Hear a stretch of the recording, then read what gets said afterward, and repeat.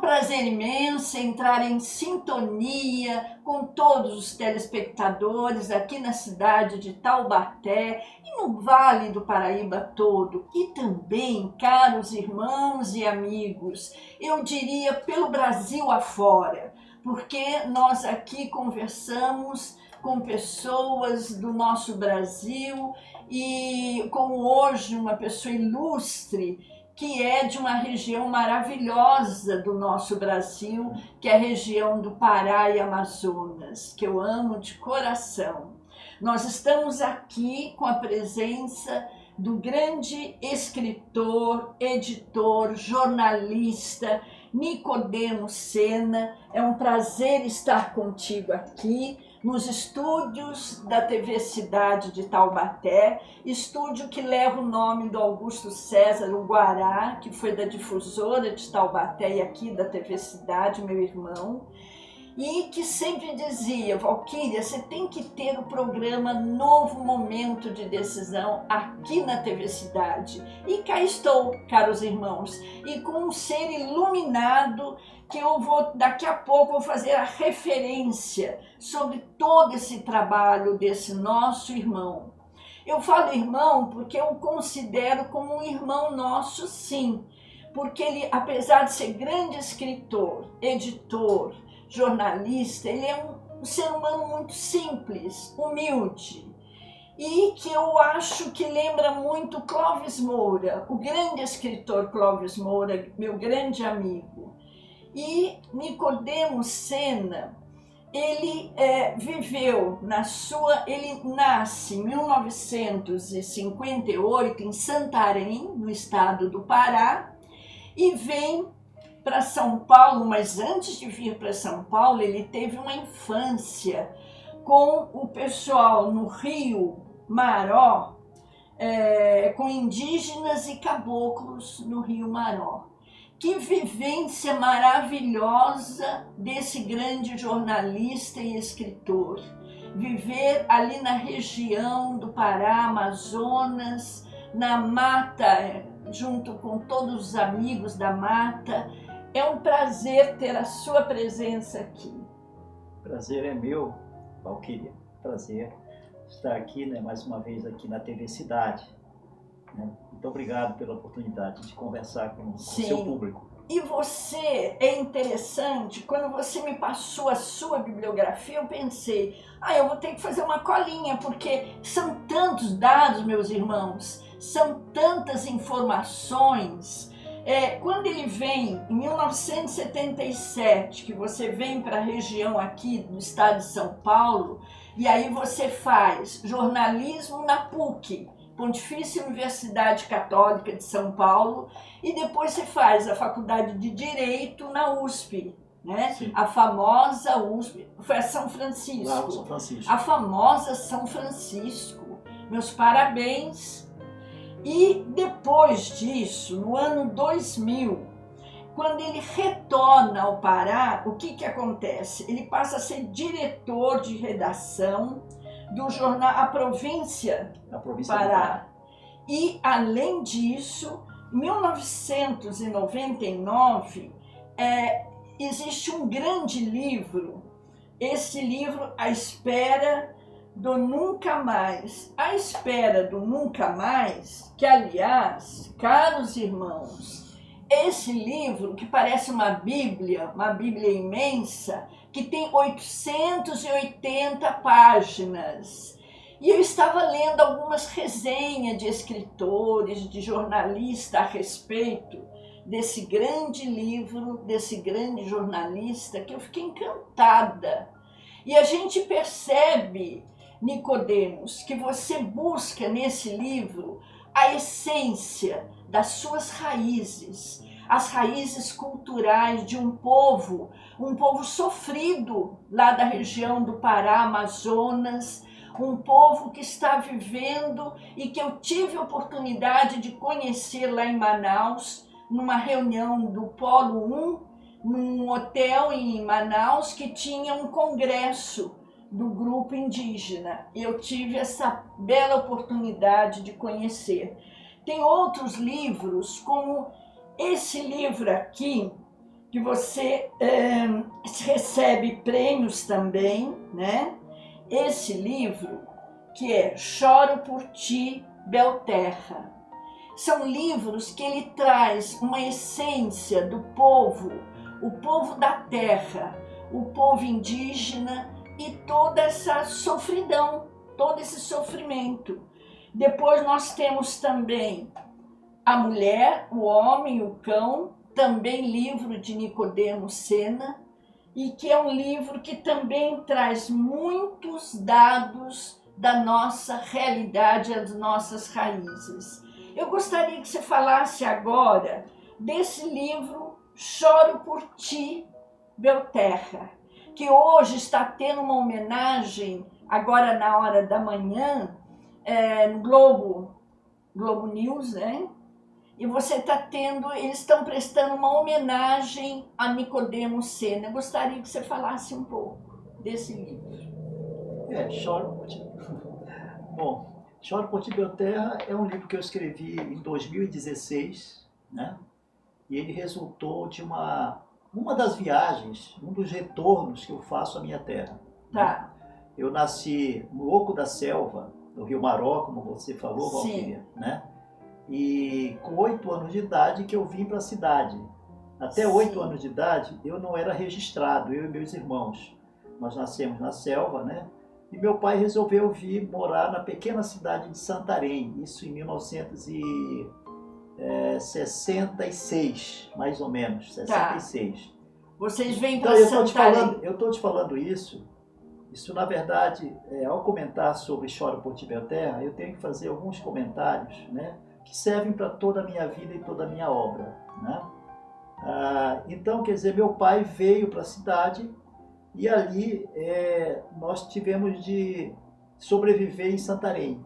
Meu pai, que era um mestre, doutor de selva, né, doutor de floresta, doutor de rio, Sim. com seus conhecimentos, né, de caboclo, né, na cidade ele teve muita dificuldade, né, para manter a família. Então ele teve que trabalhar como servente de pedreiro, né? É muito triste. Que é uma função digna, né? Sim. Digna. Depois ele passou a pedreiro. O pedreiro, né, com quem ele trabalhava, viu que ele era um rapaz trabalhador e sério e queria ficar na cidade. Sim. Deu oportunidade, ensinou ele a sentar os tijolos. O seu Bernardino, que é o personagem de Choro por Ti, Belterra, meu Sim. pai, né?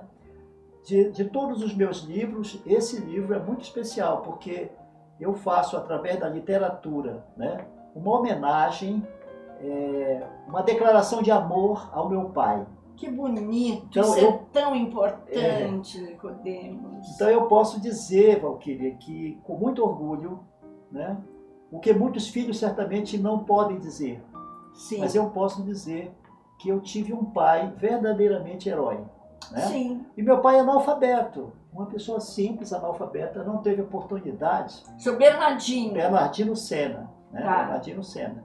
E então esse meu pai, um gigante, né, que trabalhou a vida inteira em funções muito humildes, socialmente falando, né, Uhum. mas conseguiu manter nossa família e eu devo a ele, inclusive,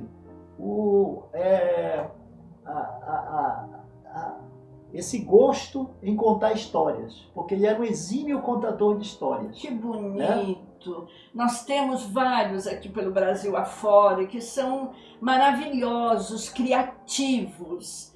E eu acredito que seu pai, através de sua essência, como você diz, ele conseguiu passar todo esse ensinamento de seu povo, das suas raízes, a vocês, os filhos. E também você, através do livro, você consegue extrair essa essência do senhor Bernardino, do pai, e trazer para todos nós. Então, em 2016, ele morando comigo aqui em Taubaté, ele veio para...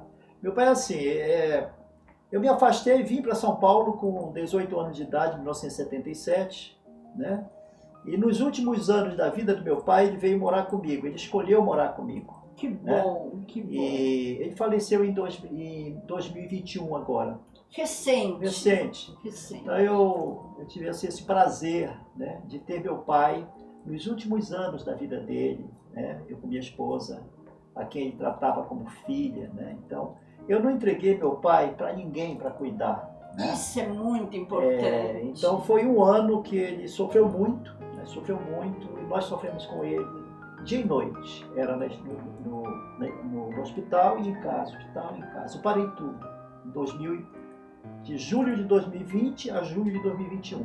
Então esse é meu pai, nossa relação era muito forte com esse homem, né? Com esse caboclo, né? Muito amor. Muito amor. Muito amor. Então em 2016 2014 eu voltei com ele à Amazônia, a nossa cidade, e aí nós ficamos 8 dias em Santarém, que hoje é uma cidade de 300, 400 mil. Muito né? Desenvolvida, muito precária. Né?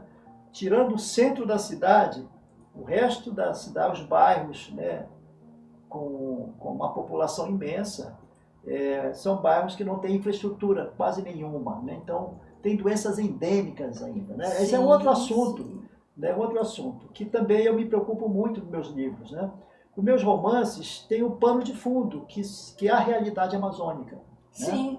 E eu vejo, Nicodemos, quando a gente está em Manaus, que vê as embarcações, eu até queria ir até Santarém, mas quando eu estava ali em Manaus e que eu vi aquela embarcação cheia, além de pessoas, mas assim, a embarcação vai lotada. E aí eu pensei, nossa, mas vários aparelhos, várias coisas que levam, né? Aí eu fiquei meio preocupada. Eu falei, quanto tempo? São poucas horas? Não, são dias. Lá os barcos são os ônibus daqui. Né? Então, dias. Então você chega no porto de uma cidade, chega em Santarém, ou Manaus, ou Belém, tá lá os barcos no cais, né? No trapiche. Né? E a placa lá, a plaquinha, para onde vai, né? Abaetetuba. Tantos dias. Então tem viagem de 1 hora, tem viagem de 2 horas, viagem de 3 horas, viagem de 1 dia, viagem de 2 dias, viagem de 3 dias, viagem de 4 dias. Tem viagem de 10 dias. Por exemplo, eu vi. Por exemplo, um barco de Manaus a Porto Velho, subindo o Rio Madeira, né? Rio Madeira nasce na Bolívia, divisa com a Bolívia, e deságua no grande Rio Amazonas, que é a calha principal, né? Sim. E são 10 dias, um barco bom, né? De boa velocidade, 10 dias subindo aquele rio. 10 dias, dia e noite, né? Então a pessoa fica 10 dias morando num barco. Num barco. Ali tem a rede, que é a cama e a rede. Né? E come no barco, comida coletiva, né? Então a Amazônia é superlativo, tudo é muito grande. Tudo. E sabe o que é espantoso, Valéria? Valquíria. Valquíria, desculpe. É que eu tenho uma grande amiga que é Valéria. Então, que bom, eu vejo você, eu lembro dela. E Valquíria. A Amazônia é mais da metade do território brasileiro. Não é? É imensa. No entanto, é imensa. No entanto, a impressão que dá é que os brasileiros têm uma imagem da Amazônia muito distante, dá a impressão que a Amazônia nem é do Brasil. Né? Distorcida. Bem distorcida da realidade. Distorcida e desconhecimento mesmo. Né? Porque as pessoas não viajam para a Amazônia, só viajam quando realmente é obrigatório. Né? A floresta amazônica, que é paradisíaca, que é bonita, é linda, é catedralesca, a malha de rios, mais de 4.000 rios. Mais de 4.000 rios faz parte da bacia amazônica, né? Isso gera, ao mesmo tempo, uma grande atração, curiosidade e, ao mesmo tempo, medo. Então, tem certos arquétipos, né, que estão entranhados na mente humana que fazem com que as pessoas tenham certo medo da Amazônia. Né? Da Amazônia. Então, a Amazônia sempre chega, né, para os brasileiros de fora da Amazônia de uma maneira exótica, né, chega pela tragédia, chega pelas matanças, chega pelas denúncias, chega pela corrupção, né? Infelizmente. Né? Então, quer dizer, a Amazônia é ao mesmo tempo um paraíso natural e um inferno social. A pobreza, a miséria, a exploração do homem pelo homem lá é muito cruel. Muito, né? Muito. E quando eu vi que meu esposo me chamou, almoço com os empresários, eu falei, não tenho nada a ver com esses empresários, mas eu fui para o almoço com o congresso ali dos índios, indígenas. Eu fiquei encantada, mas ao mesmo tempo assim percebi o amor, a união que todos têm entre eles, o respeito. Isso é tão bonito, Nicodemos, e é essa essência, esse respeito, essa humildade. E eu vi que vários setores da área da saúde, médicos, enfermeiros, também estavam nesse local, e eles diziam, Valquíria, nós temos que alertar a nossa sociedade, porque são lá na região onde eles moram, além de ser muito distante, chega medicamento já vencido, alimentos, sabe, já tudo às vezes estragado, então é terrível. E até eu vejo assim, entre eles, uma união, são muito unidos, mas eles não têm como lidar com as autoridades, os dirigentes, para reivindicar todas as necessidades. Aí você tocou num assunto importante, eu acho que você tocou no nervo da questão, né? Ao descrever essa situação. Muito triste, né? Muito. Por quê? Os indígenas e os caboclos, os ribeirinhos, os seringueiros, né? Que são os habitantes da região, do ecossistema, habitantes dos rios, né? Nas margens dos rios, e das selvas, né? Eles dependem da água limpa, eles dependem da preservação da natureza, a árvore em pé, né? Esses povos vivem há séculos ali, são os moradores. Sim. Né? São como os indígenas, né? Chamados indígenas, que estavam aqui também no Brasil inteiro. Sim, né? sim. O Tupi-Guarani aqui na nossa região. Então, quer dizer, a cultura amazônica, prevalentemente indígena e cabocla, né? É uma cultura que busca, digamos assim, colocar o homem e a natureza em perfeita harmonia. Então, o indígena caboclo, ele ama a Amazônia, os rios e as matas, tá? Porque é a casa dele. Sim. É a casa dele, tá? As pessoas que chegam de fora, que são esses que você viu, os empresários, os empreendedores, né? Eles vêm ou do sul, sudeste do país, né? Com grande capital, grandes empreendimentos, empresas, né? Ou do estrangeiro, as multinacionais, né? Esse pessoal não vê a Amazônia como casa. Exato. Né? Eles veem, né, os rios, que tem muita riqueza dentro do rio. Muita riqueza. E muita riqueza também na floresta, nas terras, na Vaza do Amazonas. Eles veem aquilo que é casa, né, para os indígenas caboclos, eles veem apenas como espaço para explorar e para ficar rico. Isso é tão importante. Então disso vem uma contradição e um conflito, né? Um conflito de mundos, de visão e de objetivo e de interesse. Né? Isso que você fala é tão importante porque naquela época, lá em Manaus, eu verifiquei que tinham alguns cientistas no hotel e que alguns estrangeiros que estavam ali para pesquisar sementes, pesquisar plantas, que eles aí me informaram, uma das indígenas me explicou, funciona assim, eles pegam a semente eles levam para o exterior e lá eles vão patentear como algo deles.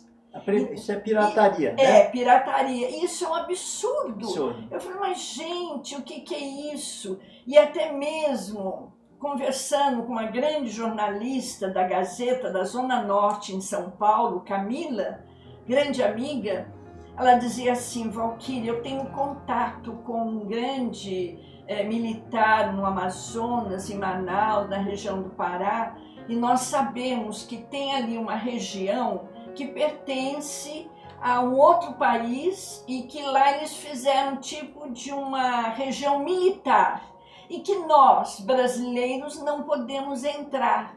Falei, gente, mas o que é isso?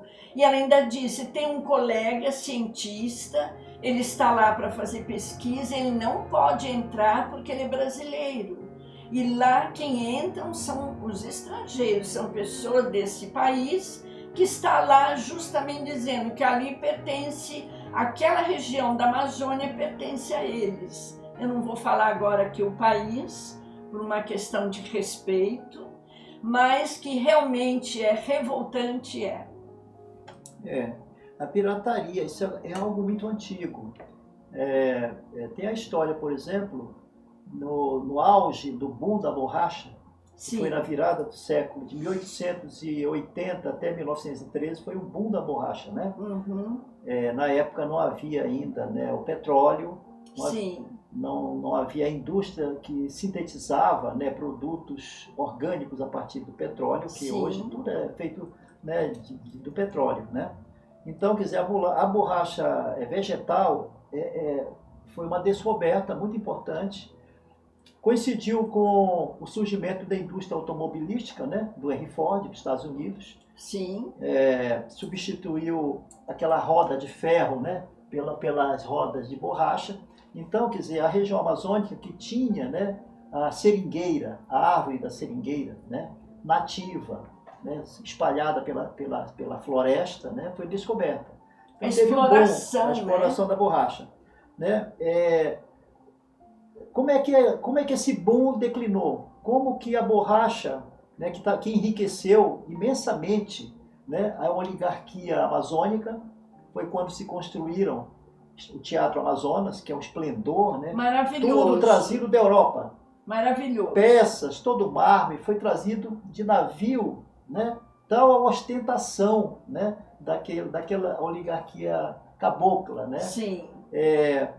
Nesse período, um inglês veio, né, disfarçado de cientista, que isso continua acontecendo. Acontece. Ele veio, subiu o Rio Amazonas, com autorização, né, das autoridades da época, isso no começo do século XX, 1906 mais ou menos, e ele desceu com um barco com 70 mil sementes da seringueira. Que absurdo. 70 sementes de seringueira desse tamaninho.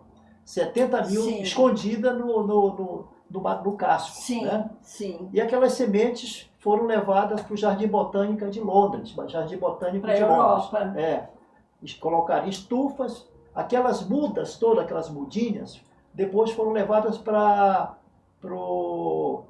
aquele país asiático, como é que é? Um país asiático, me veio agora, me faltou o nome, o Himalaia. Tá. Não, Himalaia, né?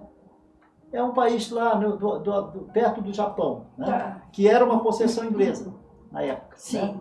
E lá fizeram grandes seringais, com técnica, né? Plantadas. Porque lá no Himalaia, não é o Himalaia, esqueci, desculpe, telespectador.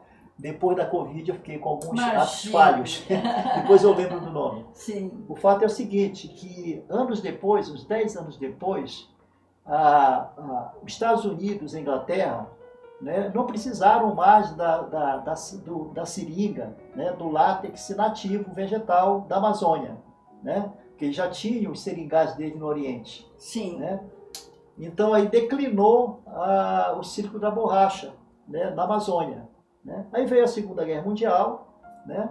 Segunda Guerra Mundial, aí, esse país lá caiu em poder do Japão, ou fez parte do eixo, né? Uhum. E o Ocidente, que tinha as fábricas de pneumáticos, né, para a guerra agora, né, precisava do látex. Sim. Foi aí que no governo Vargas, né, o grande presidente Vargas, com o olhar de águia, né, Sim. porque ele flertava tanto com o Hitler como com os Estados Unidos. Sim, né? Ele ficou num pêndulo, né, ficou num pêndulo aí, né? o que que fez? Ele disse, tudo bem, eu deixo vocês explorarem, né, virem para a Amazônia, né, para plantar seringa, colher a évia, para poder vocês terem o látex para os pneumáticos, né? Mas em troca disso vocês dão o parque industrial que hoje é a Volta Redonda, né? Sim. Que é a siderúrgica. Siderúrgica de Volta Redonda, aqui bem próximo de nós. E aí nós chegamos de novo, nos aproximamos do tema do livro, Chora o Ponte Belterra, porque foi o segundo período em que a seringueira voltou a ter importância para o Brasil. Sim. Foi quando o Henry Ford construiu Belterra, Fordlândia e Belterra, nas margens do rio Tapajós, né, naquele período do Estado Novo. Sim, né? sim. Aliás, um pouco antes. Ele veio para cá em 1924, 30, em Fordlândia, depois transferiram as máquinas para Belterra, né? Porque é uma história lá, porque Fordlândia o solo não era legal, é raro o local, né? E o último período desse projeto do Henry Ford, né, de plantar racionalmente, né, cientificamente as seringueiras, Sim. foi em Belterra, onde meu pai viveu 5 anos no período da Segunda Guerra. Segunda Guerra a gente esteve lá, trabalhou lá na empresa. Que luta de você e sua família. Olha, nós ficaríamos aqui hoje o dia todo, caros irmãos, amigos, telespectadores, porque é emocionante todo esse depoimento de Nicodemos Sena. Eu lembro até de você ali na Rodoviária Nova, quando você organizou o evento, um evento de escritores, e que foi maravilhoso. Eu pude conversar com Joaquim, filho de Dona Ruth Guimarães Botelho, uma pessoa iluminada, e ele também, um ser iluminado. E também o Fernando Mitre, que esteve presente, fez uma apresentação muito bonita, muito importante. E você, sabe, você tem assim, pela toda a informação que a gente recebe dos escritores, você foi... hoje você tem uma editora aqui em Taubaté, que é a editora de letra indígena. Letra selvagem. Selvagem. Você hoje é membro efetivo, membro da Academia Taubatiana de Letras e também da Academia lá no Pará. De Letras e Arte de Santarém. Letras e Arte de Santarém, Alas. Então, você recebeu também muitos prêmios, né? Eu lembro de uma resenha de Aguinaldo Cagiano, que ele diz assim... Ronaldo Cagiano.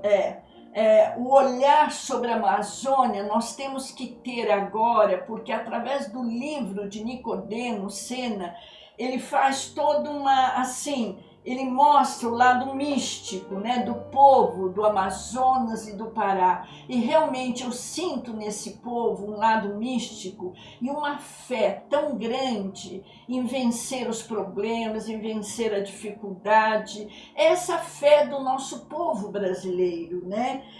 No livro de 880 páginas, A Espera do Nunca Mais, né? Em que uma pessoa diz assim, esse livro é uma terra, hoje nós temos que ler porque Amazonas é a terra de ninguém. Ele ainda cita bem assim, temos que dar valor, assim como Orlando Zobbe, né? Ele faz uma resenha, né? Também da Academia Mineira, né? Academia Mineira de Letras, né? Ele diz assim, da Academia Paraense. E ele também diz da importância desse seu trabalho. Você foi homenageado por um troféu que você recebeu de escritores que se reuniram e resolveram te homenagear, né? Isso foi no Rio de Janeiro, o prêmio Lima Barreto, né, em 2000, através da União Brasileira de Escritores, resolveram homenagear todo esse seu trabalho, esse empenho em salvar não só o Pará, a Amazônia, mas lutar pelo nosso Brasil afora, né? E eu lembro também um trabalho de Olga Savary, né? Savari, Olga Savari. Ela diz assim, é um choque cultural nos livros de Nicodemo Sena, entre o branco, o caboclo, o índio, os indígenas, e a gente percebe os valores desse povo maravilhoso que está sendo excluído, que está sendo esquecido. Meus parabéns, nós ficaríamos aqui se o colega da técnica não avisasse Douglas Jefferson, a quem eu agradeço a colaboração, mas nós aqui da TV Cidade, nós temos que agradecer a todo esse seu conhecimento. Nós vamos voltar em outras oportunidades conversando com Nicodemo Sena, porque é maravilhoso todo esse ensinamento. Parabéns, que Deus ilumine. E essa fé que você parece que desconhece um pouco dessa sua fé interior, você consegue buscar a essência desse povo brasileiro. E é realmente esse povo maravilhoso que você retrata em seus livros, que é o povo que está vencendo muitos problemas na nossa sociedade. Parabéns, trabalho maravilhoso. Obrigado. Que Deus ilumine sempre. Você vai levar uma lembrança minha para a senhora, sua esposa, e também para o Samuel, seu filho, que eu fiquei encantada de conhecê-lo e que ama muito, é como você disse, sempre amou muito seu pai, seu Bernardino, e você tinha um carinho muito grande por ele. É esse amor que Deus ensina a todos nós, que nós devemos ter por todos, pelo filho, pelo pai, pelas pessoas em família. Parabéns, que Deus permita que você tenha muito tempo pela frente, muitos anos, e consiga defender essa terra do nosso país Brasil, que é o Pará, a Amazônia e toda a região em volta, porque é um pedaço do Brasil que dizem assim, quem vai salvar o planeta Terra são as terras do Amazonas, as terras do Pará e do Amazonas, e realmente nós temos que lutar, né, junto com os ambientalistas para salvar a nossa terra Brasil. Muito obrigada, que Deus nos abençoe, nos ilumine sempre e permita que muitos seres sigam o exemplo desse grande homem, desse grande escritor, desse grande editor e jornalista que é Nicodemo Sena. Que Deus nos abençoe e até o próximo programa, se Deus quiser. Assim seja. Obrigado.